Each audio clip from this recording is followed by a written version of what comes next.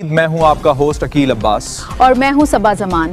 چلتے ہیں آج کی علاقائی خبروں کی جانب۔ اب چلتے ہیں لالیاں کی طرف سے، جہاں سے ہمارے تحصیل رپورٹر محمد عمران کی رپورٹ کے مطابق government elementary school colony number 1 کانوے والا نے ایک پروقار تقریب کا انعقاد کیا گیا، جس میں مہمان خصوصی حافظ کفایت اللہ صاحب نے خصوصی شرکت کی۔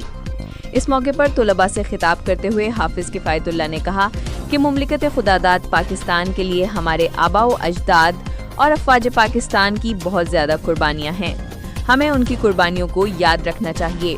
اس موقع پر پرنسپل ملک احسان الہی government elementary school colony number 1 کانوے والا نے طلباء سے خطاب کرتے ہوئے فرمایا، عزیز طلباء، 14 اگست محض ایک تاریخ کا نام نہیں ہے، بلکہ یہ ہمارے بزرگوں کے خوابوں، سچی لگن اور بے مثال قربانیوں کی تعبیر کا دن ہے۔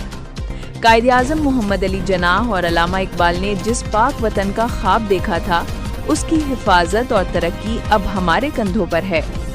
آئیں آج کے اس مبارک دن پر ہم سب مل کر یہ عہد کریں کہ ہم اپنی تعلیم کو ذاتی فائدے کے بجائے ملک کی خدمت کا ذریعہ بنائیں گے، قانون کا احترام کریں گے اور پاکستان کو ایک عظیم، پرامن اور خوشحال ملک بنائیں گے۔